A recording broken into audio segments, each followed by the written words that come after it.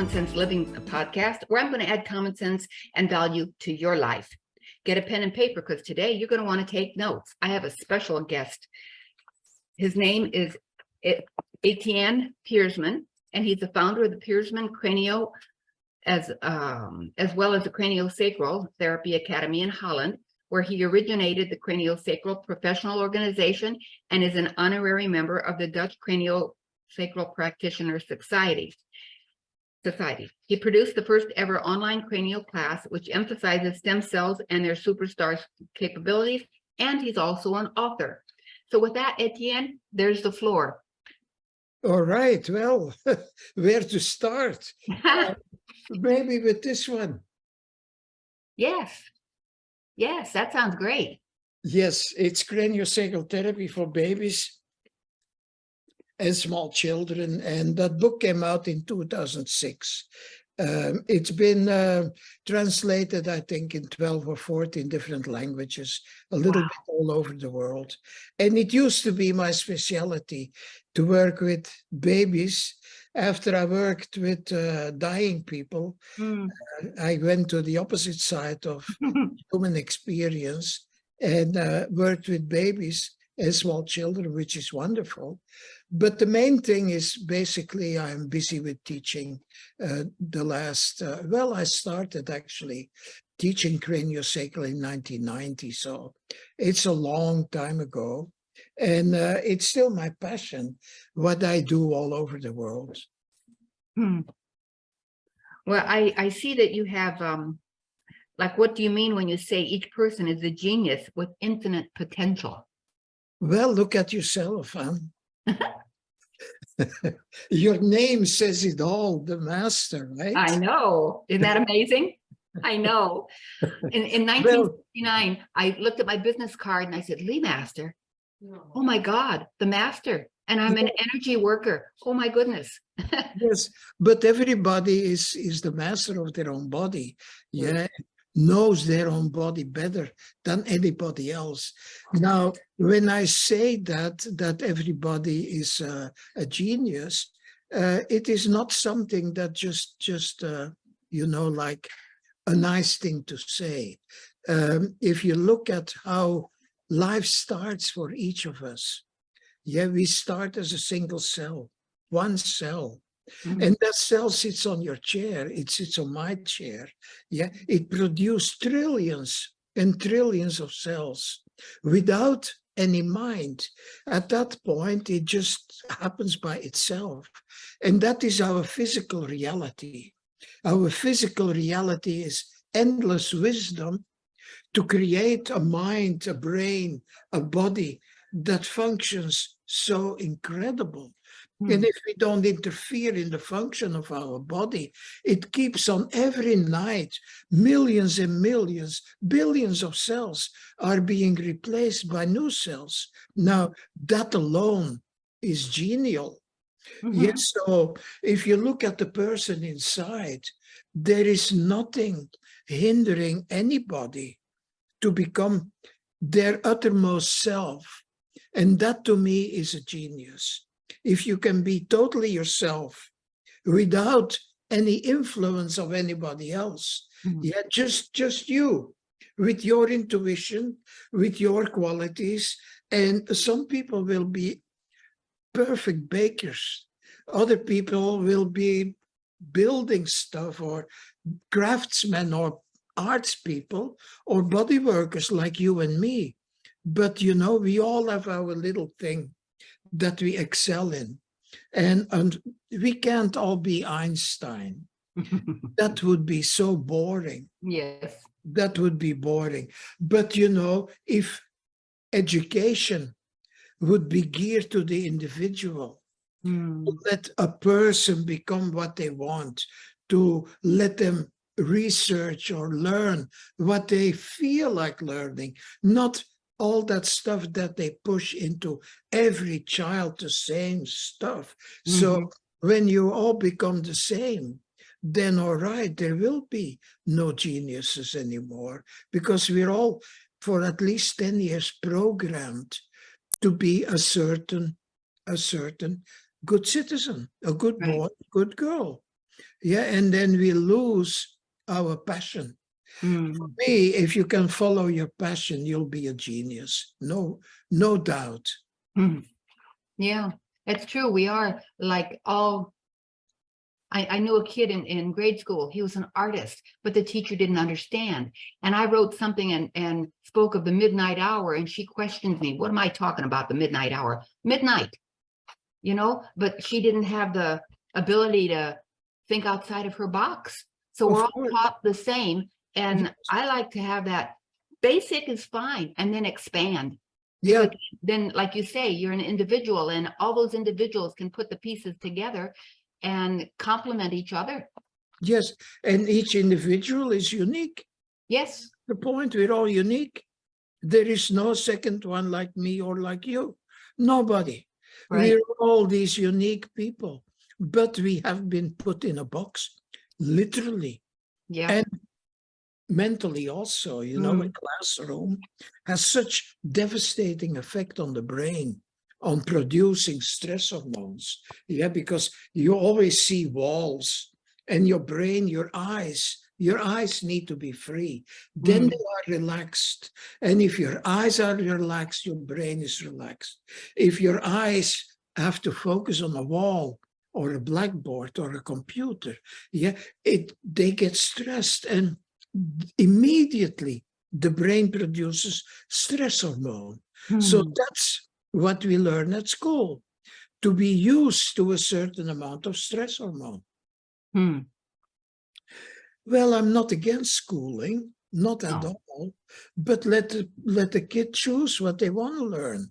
Don't put them in all right, I think I made my point here. Yeah, don't put them in a box. Yeah, don't put them in a box. Yeah. Well, to learn the basics is great, and then give them opportunities. When I was in junior high, we all had to take 6 weeks of a foreign language, each language. So, we're exposed to Latin, Spanish, French, whatever.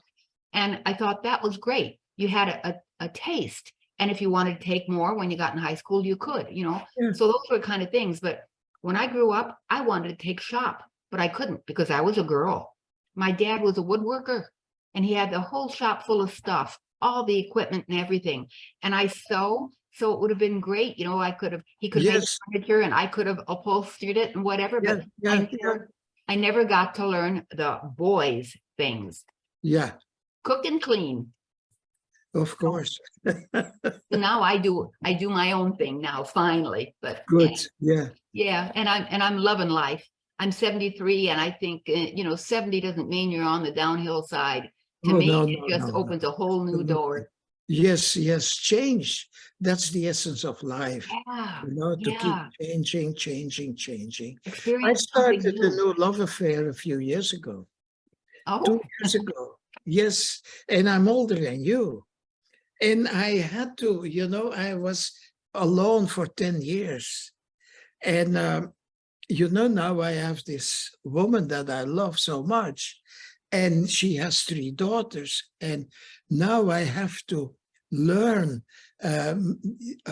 how to communicate. I forgot all about it.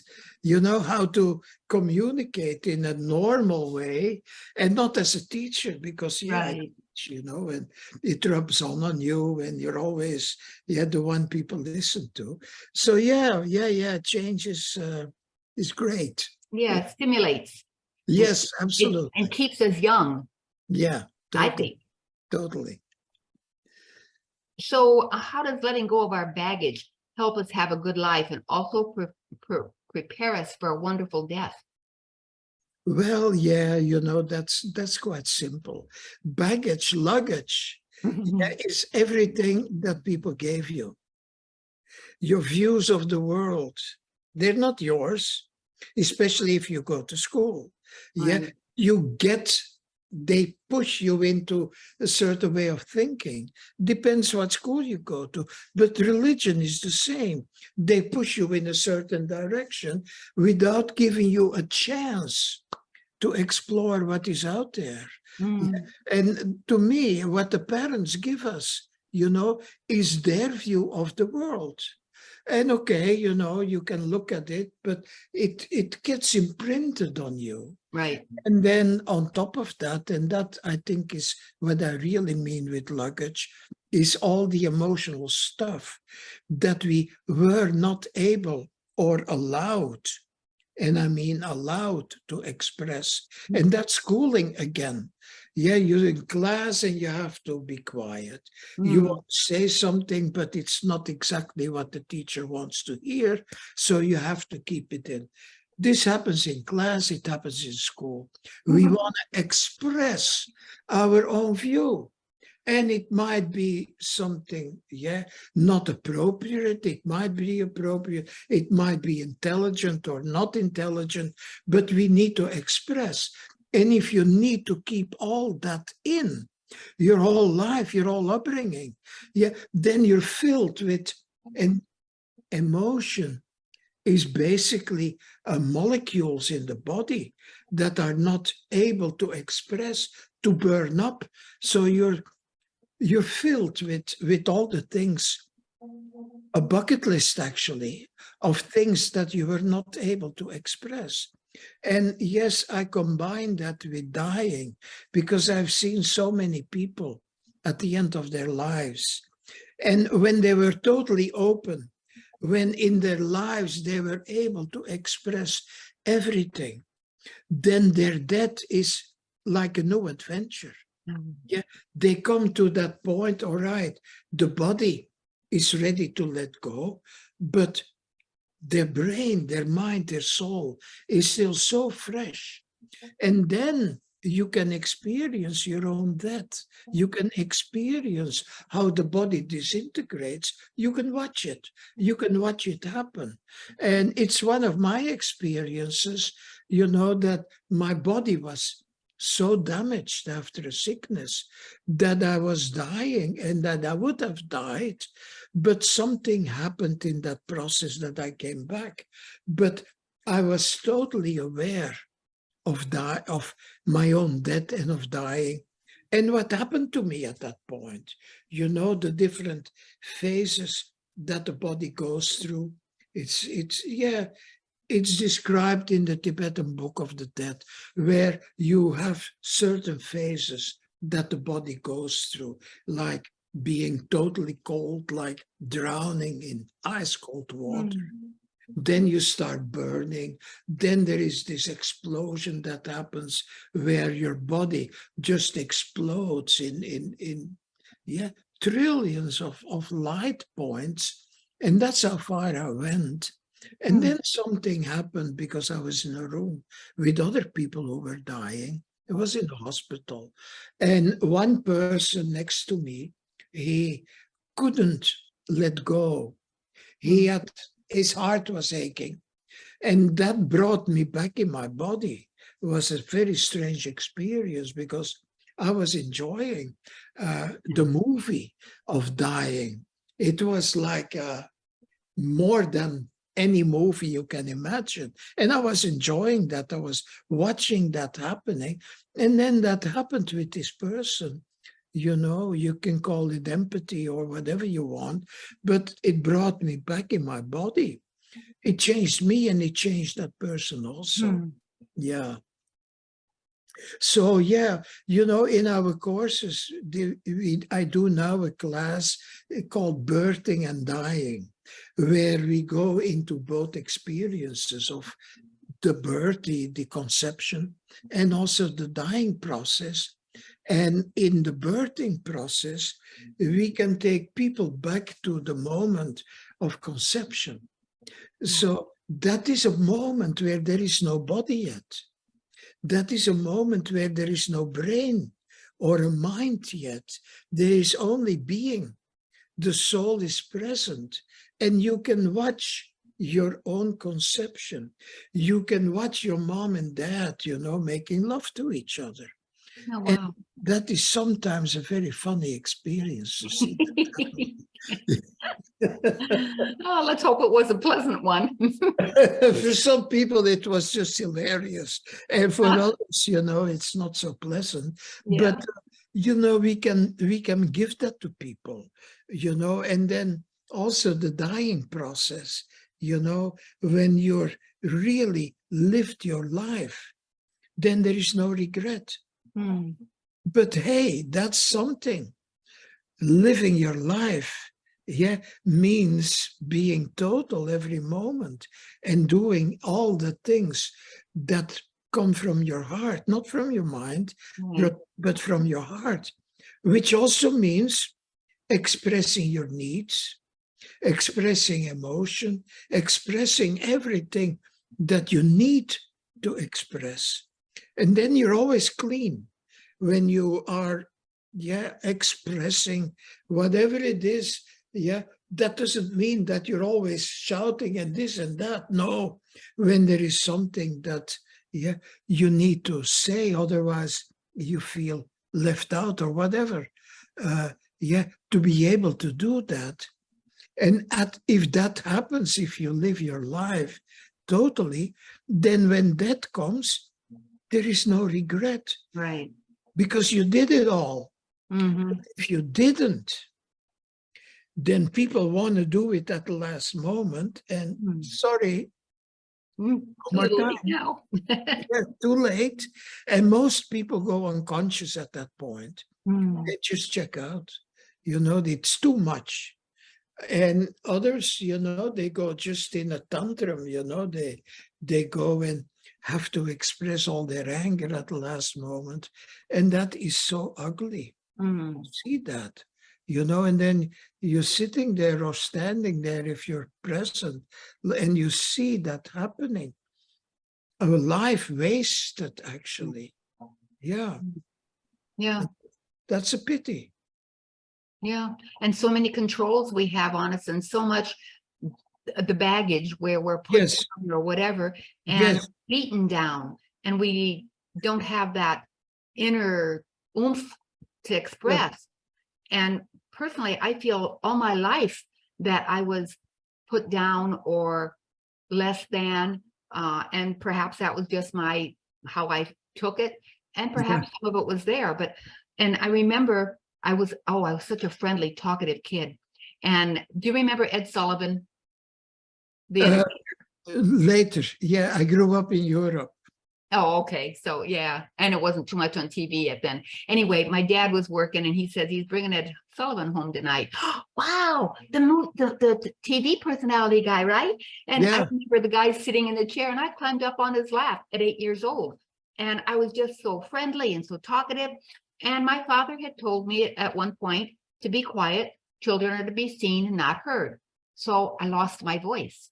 So then yes, last year I came out of that box. I had the opportunity and to try something totally new, speaking. And I said, wow, I don't know, and so and I tell people you have a choice. It's yes or yes, no. yes, Yes, and you take it as far as it goes. No, you wonder woulda, coulda, shoulda. So now I have found my voice. I do not live in fear. I enjoy controversial topics because it makes people think. Hopefully, some of them are just too locked down that they won't, and I don't have time for the BS of the attitudes that are out there, yeah. yours and mine, and excuse me, all those kind of things. That's a waste of time, but that's part of the control. Yeah, that's also what I mean, luggage. Yeah, That control that people push on us. right, Like the kid should not be heard. right. What a But thing to say to a living being. yeah, I know. But in all retrospect, my father was a good man. He was. I think part of it is why I am so spiritual, and I get messages. Can I share one of my favorite ones? Hey, go ahead. I'll say it's in this book, my book I wrote. Oh gosh, Listening to your inner voice. yeah, Yes. Heaven Sent, Listening to Your Inner Voice. Anyway, it's one of my favorite stories in there. And it's about 8 years ago, and I have a far infrared sauna, and it's November here in San Antonio. And I told my husband, oh, I'm so hot, honey, I have to go outside and cool off. I went out and sat on the porch, and the porch is raised about 3 foot, and then you have the swing on the porch. I sat down. No sooner did I sit there, and there's my mom, or I'm sorry, my grandma, my dad, and my nephew, all like this at me with their hands out like that, welcoming me. I go, for me. Oh, Yeah. no, for me. And I shut my eyes, that gasp, that, oh my gosh, you're calling me. And I said, I opened up and I said, oh, not for me to tell my mom. And they were gone. Oma, my grandma was mom's mother, was 72 when she died. My dad's 71 and my nephew was 24. They looked just like they did in life. Perfect.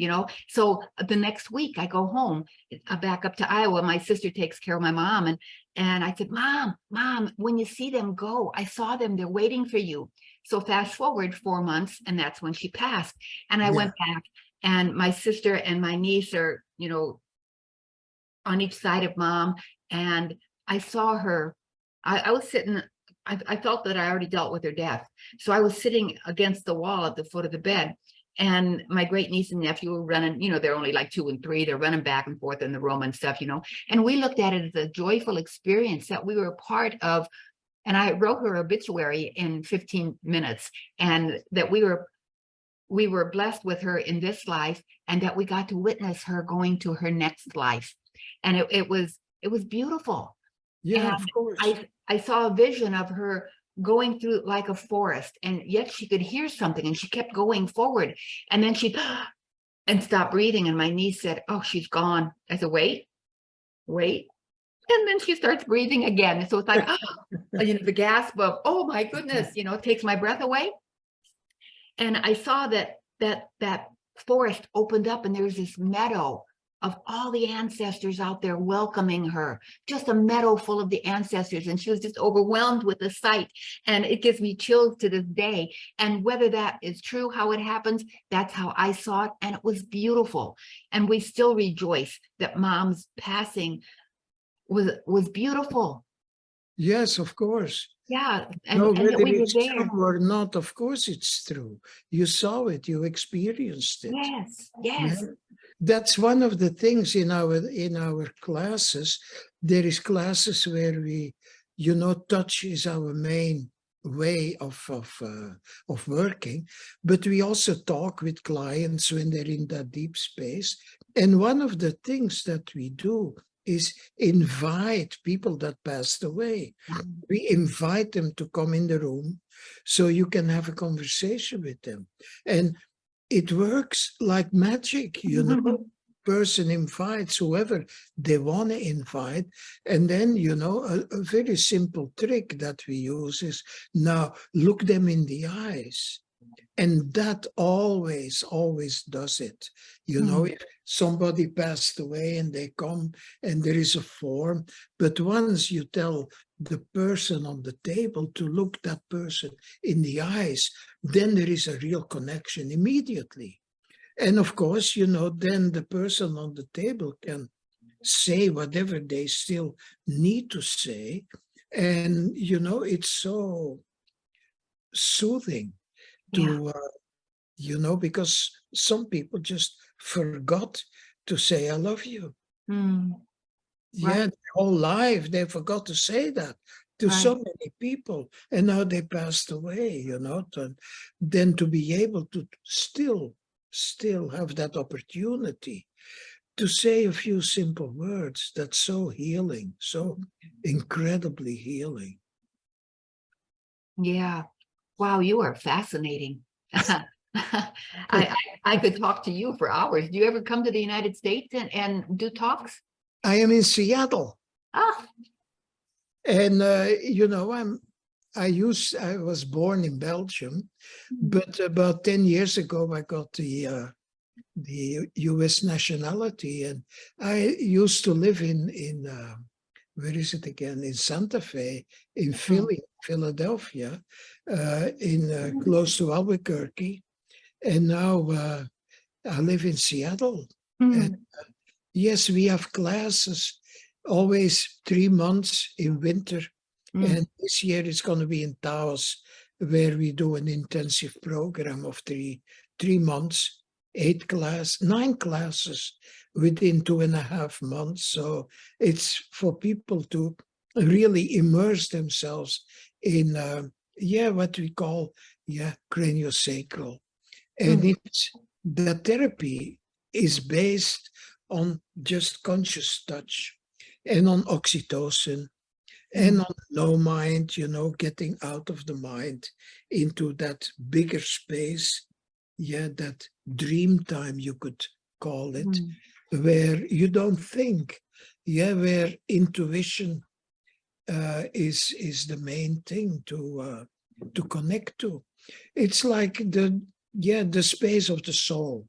That's what no mind is all about, where the soul lives and where the soul goes when it leaves the planet.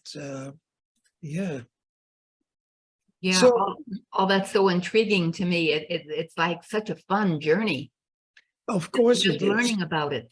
Yes, of course it is. And it's so expansive. Yes. The mind is just a brilliant thing, but it's so limited, especially when it comes to those things. When it comes to describe, well, to use a common word, how you describe heaven. You can't. You can't, you just have to experience that. And that's what no mind is all about. That same space, that openness where you can just be, and where intuition, that's genius. When you connect to intuition, where that with that divine spark, which we all have, you all can connect to it. And that's basically what this therapy is based on, to connect with each and everyone's divine spark. Yeah, and it's so easy, actually. It's so easy to do, and that makes it fun. I'm pretty intuitive that I just know things, and I have for years. I think it started when I was 8 years old, and that's why I thought I was different and just didn't fit in. And I thought something was wrong with me. Yeah. And I was out in nature. My father never had us go to church. I went when I was 17 with a boyfriend or whatever, and nature is my church, out under the God's sky in nature. And of course. And I was taught to be a responsible, caring, generous person. Yeah. The basic good points, and help a person because you can. And to me, that's I'm spiritual. I'm not religious. I couldn't quote the Bible if you a thing in the Bible, but it's a book. Yeah. It's a book written by somebody else. It's not your book. Right. And the church, it's another box where somebody else tells you how it is. Exactly. Oh, thank you. Because, my sister, she said, it's got to be the Bible. You got to read the Bible. I said, but it was written by man. Oh, yes, but God gave the direction. I said, then how come we don't have the Old Testament anymore? How come they got rid of that? We've got the New Testament. And how come the Living Bible translates it this way compared to the King James Version? And why is the King James Version the only one we're supposed to use? So I questioned it. And then the few times I did go to church, you had to dress for church. And I said, why can't I come as I am? It was a Sunday. My husband and I, we'd go to the cabin on the river, and we'd go to church first. Well, gee, I want to wear shorts, whatever, and couldn't. So I said to my sister-in-law, she kind of knocked it because it was Easter and it was my first anniversary. And she said, well, why do you want to go to church now? You never do any other time. And I said, because I want to. That's important. And I'd go all the time if it wasn't for the hypocrites sitting in the back row saying that I wore that same dress last week, not knowing that I can't afford to buy 2 dresses, that kind of thing. So animals are, they're a gift from God. They're true. Yes. Yeah. Yes. They don't comment about your dress. Right. And they know if you're a good person or not. You can tell. Yeah. And if you're intuitive enough to the animals, you know that. Yeah. I like you. Another question is, what is a liquid? Huh? I just said I like you a lot. You like me a lot? Yes. Oh, thank you. I'm flattered. Thank you. And I know that that's in a mental way. So what is liquid electricity? Liquid electricity. Oh my, there is the heart in the body connects to every cell in the body. And we have trillions and trillions of cells. And the heart uses blood to connect to every cell. It brings nutrients to every cell. And the fun thing is, every cell in our body is responsible for its own. It has to make its own energy. Now, that's in the whole body. Now, the blood also goes into the brain, but it can never connect to the brain. It only goes through these arteries and veins and then moves out of the brain. But the brain also needs food, and it needs special food. Our brain is an electric apparatus. It is a computer. So for our brain cells to give messages to each other, they need electricity. It's as simple as that. They need electricity. And inside of the brain, there is spaces where blood is filtered. And what comes out is a clear liquid. It looks like water. And the liquid is filled with positive ions. Now, an engineer can tell you what positive ions are. That's what we call electricity. Now, these little cells, these particles that are positively charged, they go into that fluid, and that fluid is in the middle of the brain and is being pushed through your brain. It goes through special channels through the brain. And then it enters at a certain point around the brain. Between the brain and the skull is a small space. And when you look at the fluid, when it comes, it goes through the brain and it enters there, all these positive ions are gone. Now, that's the electricity. And of course, if a brain cell needs to send a message to another one, it needs an ion, a positive ion, to send a message. But once the message is sent, the positive ion is not anymore positively charged, but negatively charged. Because it delivered its message. Yes, and we think all the time. So the brain needs electricity continuously. So that fluid, and this is something you have experienced, I'm certain. Sometimes when you're, with your eyes closed, sometimes you see a blue light or some purple or red or yellow or white. Those are, different aspects of that clear fluid because it's filled with electricity. And that fluid, that water, has the ability to hold the electricity. So we call it liquid electricity. And you can experience that. It's one of the things that we go to in class when we work with the brain and we connect to those, to that fluid. You can see light inside. It's just white light. It's the electricity inside of everybody's brain. Every brain needs it. I'll tell you, just this conversation with you today has stimulated my brain really a lot. It's like, I think people think I think out of the box. To hear you, they're thinking he thinks out of the box. And there's probably some that think you're a little. It's pure science. If you really go and research that, it's the medical world even came up with that. It's not just intuition. Right. It is, what we do is actually, we're always a little bit ahead of science with intuition. And then science confirms it, like that liquid electricity. And every brain at any moment holds 6 million volts. Wow. That's enough to give electricity to a small village. Wow. Of course, it's not available all at once. Otherwise, you would be Yeah, but it's divided between all these trillions of cells in the brain. But we are pure electricity. We are an expression of electricity, of light, actually. We are light beings, Right. right? No way around it. Oh, it's so fascinating. Oh, we have about 20 more minutes. What would you like to talk now?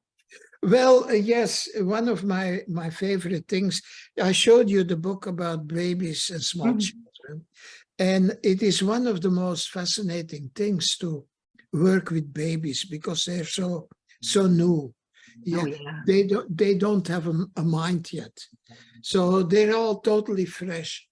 But there is a little thing that I discovered years ago. At one point, and this is probably 20 years ago, I had a mom with her boy, and she came to a meeting. We had a meeting of me and a few of my students of how we're going to proceed with the school. And one of them asked, can my nephew be, or my niece be here? She has a special baby. So she comes with her baby. The kid is 4 months old. And for 5 hours, he didn't make any noise. Now, that is already something for the baby. Right. And of course, he was hungry once in a while, and mom and baby were so close that he didn't even have to make a noise. She just picked him up, Yeah. breastfed him, and he was, I often looked at the baby, and when you look at babies, they're going to make faces, always. Yeah, this kid for 5 hours, he just had the face and just was looking, watching everything. To me, this was a living Buddha, a baby Buddha. Yes, totally unaffected by anything that happened. Now, of course, I started talking with mom about his birth. And this is still so fascinating. You saw the book that I published in 2006, and this year my new book is coming out, and a big part of it is about birthing. How you should, let's not use that word, but how birthing can be without any aggression. And what I mean with aggression is, how is it possible that they need to cut a baby away from their mother? Why in God's name is that a habit? Now, let me explain what I'm talking about. This baby was born in what we call as a lotus baby, meaning when the baby is born, there is the umbilical cord, and then there is placenta. Now, what we almost all of us forget, the placenta, the umbilical cord, and the baby is a unit. They're not separate. No, they're connected to each other. But also, all these three elements come from the fertilized egg. All of it comes from that egg. That placenta is part of the birthing process, the fertilization, and then there is a baby, there is a placenta, they're connected. That's all. That's the fertilized egg. Now, when a baby is born, that connection is intact, and the placenta has still 1/3 of all the blood in it. So that needs to go into the baby. But what is also, and this is even more important, the placenta and especially the umbilical cord, they are filled, really an innumerable amount of original stem cells. Now, original stem cells, they're equal to the fertilized egg. They're descendants from the fertilized egg, meaning when the egg is fertilized, it's one cell. Now, that cell is going to clone itself. That means one cell becomes two, Mhm. and then they become four, and then eight. Now, the magic of stem cells is when they clone, when one becomes two, they're exactly the same. They don't lose energy. They don't lose any of their abilities. They're exactly the same. And they keep on cloning. And at a certain point, you can have millions of them, but they're all the same. Mhm. Now, the umbilical cord and the placenta are filled with these original stem cells. Now, when you clamp down and you cut the cord, they stay behind. They shouldn't be staying behind. They belong to the baby. Right. When you don't cut, everything moves into the baby. And when the baby has all that in it, then the umbilical cord disconnects by itself. And it takes less than 8 days for that to happen. Almost a week, 7 days. And then you could say all these stem cells are the spare parts, because every stem cell can make whatever you want. It can make heart cells, liver cells, lung cells, eye cells, anything. So using aggression at birth, and we all went through that, Mhm. but to bring aggression to birth, what message, unconscious message, is that giving the newborn? Right. Yeah, and if you don't, then yes, all that stuff goes into the baby. It disconnects by itself. But to me, and most of us are born, of course, with a cut-off placenta and umbilical cord. And to me, my whole life, I had a feeling, a very deep underlying feeling that something was missing. And I had no clue what it is. Hmm. Now I know it's that original part of me that was cut off and thrown away. No, it wasn't thrown away. That's a sad part. Yeah. Cells, they use that placenta. I mean, Oh, yeah. we have the deer here. They give birth. Mama eats the placenta. Yes. Yeah. Yeah. But for us, the placenta empties itself out in the baby. Right. And then, I know now, this was 20 years ago almost that I met the first lotus baby, and I've seen them grow up, and they are so different. Mm. They are, you could say, total.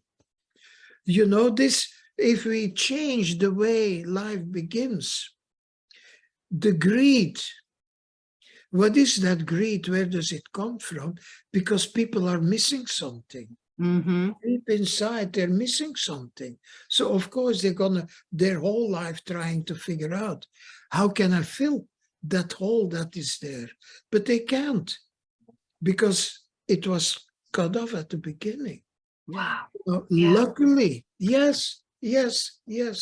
Luckily, we can reclaim that energy. It takes, we do that in our classes, with meditation, we can reclaim that energy, but it takes so much work to get to a point in your life that you start feeling that, and then you can start reclaiming it.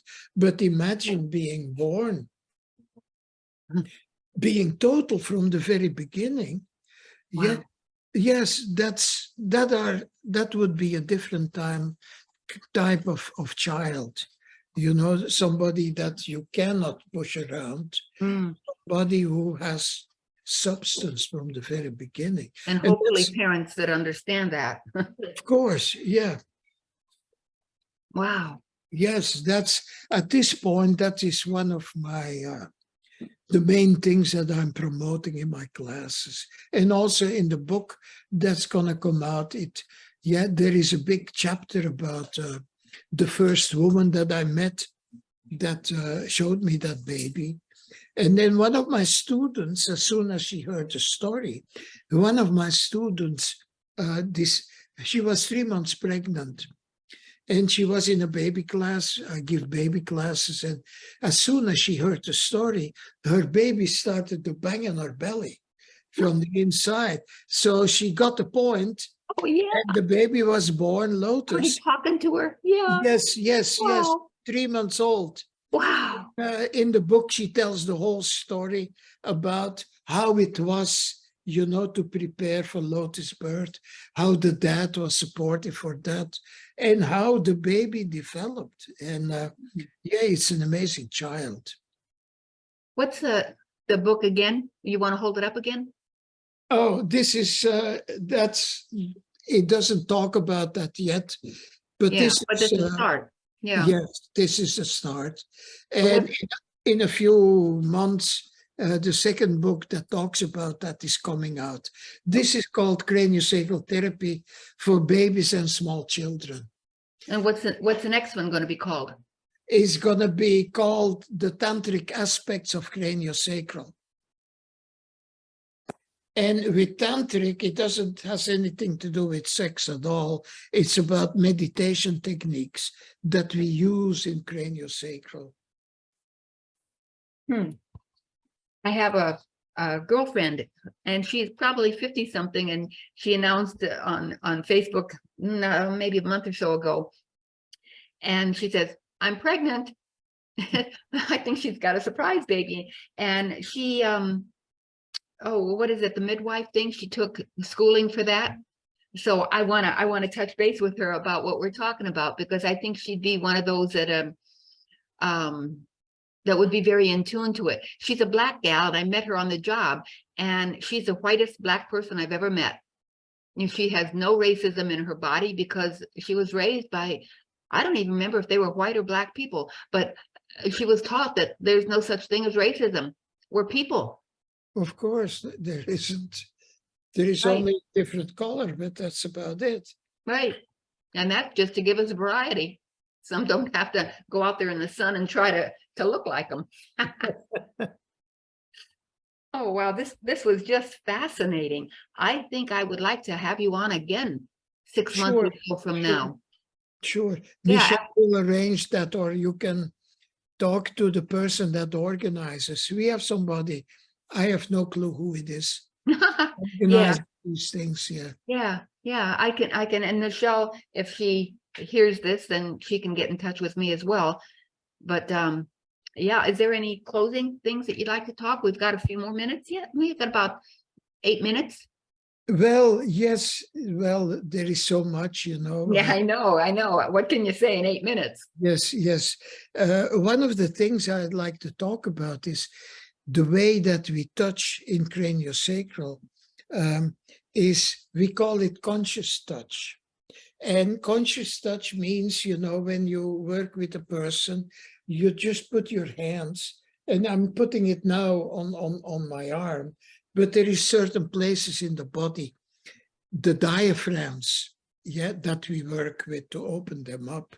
And what we do with conscious touch is you just put your hand there. And then, as a practitioner, when you put your hand somewhere, you start feeling, what is every finger feeling? Yeah, what is my pinky feeling? What is this one and this one and this one and this one and my full hand? So your full attention goes into what is it what you feel. And when that happens, it's called instant mindfulness. You don't have to do any effort. You become fully focused on feeling. And then there is a little trick. If you just loosen your jaw, just loosening the jaw stops the brain from producing stress hormone. It's a very simple trick. Closing your muscles close, and that is a sympathetic reaction. Your brain produces small amounts of stress hormone just to pay attention. And paying attention has its root in survival. So it is getting ready to run. That's Mhm. where how the brain is wired. So when we touch, we go and fully focus on what we are feeling. The jaw loosens, so your brain doesn't produce stress hormone. And after about 50 to 60 seconds, your body, and that is not just the body of the client, but also the body of the practitioner, both start flooding oxytocin in the whole system. And oxytocin is the hormone that mom and baby produce. Yeah, when there is no oxytocin, the mom and the baby cannot love each other. Hmm. Love is a chemical. Mhm. The Mhm. oxytocin binds mom and baby together for the rest of their lives. Yeah, if they can be together at birth. Now, Mhm. that's the principle we use. Yeah, after a minute, you as a practitioner and the client, yeah, they are flooded with oxytocin. It's like a mom and a baby. And then, when that happens and your brain doesn't produce stress hormone anymore, there is this merging of energies. It's not like a client and a practitioner. No, it becomes one ocean of energy, Hmm. you and the client. And that is, so much love actually. And love shouldn't be misunderstood here. Yeah, there is absolutely no sexual Right. thing there. It is just, beyond that, Right. where you are, connected with a person. And then you start doing, the work that you do. And the main thing is when that happens, the body of the client is in that total expansion, a total let go of tension, and the practitioner also. And that's one of the fun things about our work. When we give a session, the practitioner goes and experiences exactly the same thing as the client. Mhm. So you give actually also a session to yourself. But it's that love that we experience on the table, and that love, it opens up that no mind space, what I call heaven. Yeah, that you connect to the divine spark when that happens. And I'm sure that you with your animals experience that also. Mhm. Once the connection is total, it's like so much energy is available. Now, for our work, it is not something difficult because bodies know that space. It's the same space that everybody goes to at night. Mhm. You go to sleep and you go into deep sleep. That's healing time for the body. The mind stops, and every immune cell wakes up in the body and start cleaning the body, cleaning the brain. So everybody knows how to go there. Mhm. And that's what we reproduce with our craniosacral work. We bring both bodies in that same deep space. And it is so easy. Mhm. And also, once a client experiences that, for them, it's like coming home into that same space when they're really in a deep sleep. And not like most adults, but a deep sleep like a child. Mhm. Remember in the morning as a child how you wake up ready to go, to Mhm. live another day and go play, do whatever. That's the sleep that we can bring to clients in our work. And that is amazing. Right. Wow. Oh, you are a fascinating person. I'm so glad to have met you. Yes, I'm fascinated. Oh, I wish you lived in San Antonio. We'd be great buds. yes. It's quite a while. I drove through San Antonio once. Mm. It Once was was quite enough, huh? hot. It was quite hot. That I Oh, remember. it's really hot now. This is the hottest. I've been here since 2008, and it's the hottest that it's been since I've Yeah, been here. And yet, the last 2 years, let's see, we had 21 degrees, and then last year it was 15. And the year it was 21, we had 3 inches of snow. I even cross-country skied in my yard. And then last year we had 15 degrees, and I just said to God, I prayed, just don't have the pipes freeze, because the houses aren't built here for cold weather. of course not. The water pipes Was go Last through the walls. last winter, I was in New Mexico, in Mm. El Moro, which is in Zuni country, Mm. and it was -2, Oh, yeah. 1 or 2 degrees Yeah. in the morning. Mhm. It was cold. I used to live in Iowa, and Yeah, I down here I would say it was a balmy 57, and the locals are looking at me like, "Are you nuts? They're freezing at 57 degrees." yeah, And I was listening to the news and what the forecast was, and well, 57, I could still wear shorts and a sweatshirt. If my core was warm, I was good. But I yeah. listened to the news, and it said that we're going to get a cold front come in, massive change in weather. So it's 57 in the morning. I dressed for the weather. I went to work at 4 o'clock. I'm hanging out the front door, videotaping a whiteout. It had dropped 37 degrees. No, 90 degrees down to 37 degrees, something like that. It was 90-degree drop in 8 hours. And I said, how can the animals survive that? But they do. Yeah, So they're Texan. anyway, it's time that we have to go get a drink of coffee or water or whatever here. And I am so honored to have you as my guest today, Etienne. It was fun. Oh, it was. And it certainly was my pleasure. All right. So thank you for being with us. And thank everybody for having tuned in. And I know that you enjoyed this session. So comment and like my podcast, follow it, and you'll find it on YouTube and wherever podcasts are. And until the next time, toodaloo. All right, bye-bye. Okay, bye. Thank you for tuning in to my Common Sense Living podcast today. I hope you enjoyed it, and I'm sure you learned something new. Please leave a kind review and share this episode with a friend. And be sure to subscribe yourself. You'll find me on iTunes, Spotify, and other platforms. And don't forget, we'll be here again next week with another insightful episode of Common Sense Living. I can hardly wait.